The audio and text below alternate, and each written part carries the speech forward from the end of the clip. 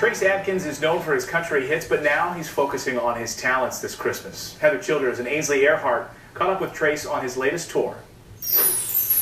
Hallelujah, hallelujah, earth to heaven we rise. Trace, you're just wrapping up the Christmas show tour, great tour, and you just released this Christmas album, A King's Gift. Tell me about this album and what makes it different than your other albums. It's very organic and very old classic carols and hymns, and we did them in a kind of a Celtic, kind of Irish type of treatment. It's just something I've always wanted to do. That was the vision that I had for the Christmas record that I wanted to make many years ago, and finally got around to doing it. What about for your fans who maybe, you know, come into the show or buying the CD and expecting a little bit of that honky honk but donkey donk?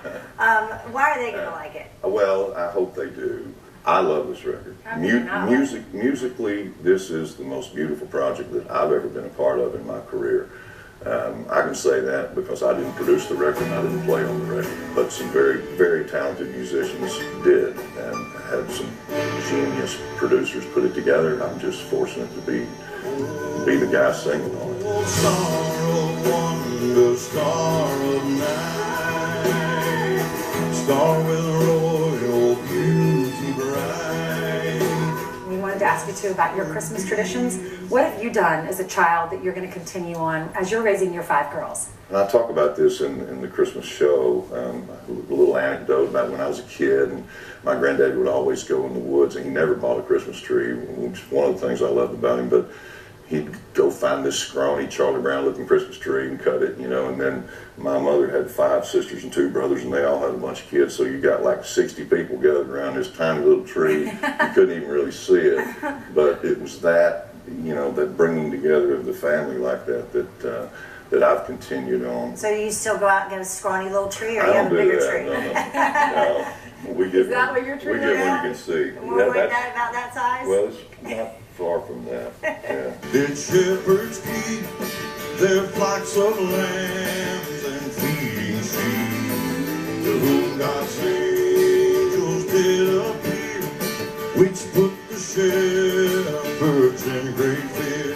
What is your advice to people who are out there still struggling in jobs and those who are still looking for work? Because there are a whole lot of them right now. I'm very, very lucky. Very lucky. I've said over and over again publicly that this is simply a hobby that got horribly out of control and turned into my career. For those folks out there that are, you know, still hammering away every day, that's what they have to keep doing. You can't lay down. You know, you just got to get up and go again tomorrow and just keep plugging along until it makes something happen. Music gets us through tough times. It has me. It has me, yes. We also know you as such a big fan and supporter of the Wounded Warrior Project. Do you have a message for the troops this Christmas? You know, our heart goes out to them, and we wish them all Merry Christmas and Godspeed and hurry home. Thanks so much, Trace. Yeah. Merry Christmas. Yeah. Merry Christmas.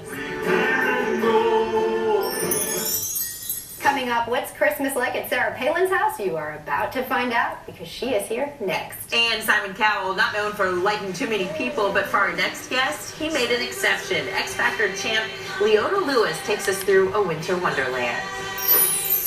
Hey, Elizabeth, Steve, Brian, Ainsley, Heather and Heather, and to all of our friends that watch the Fox News Channel, Merry Christmas, Merry Christmas, and have a great, happy, safe, and prosperous New Year.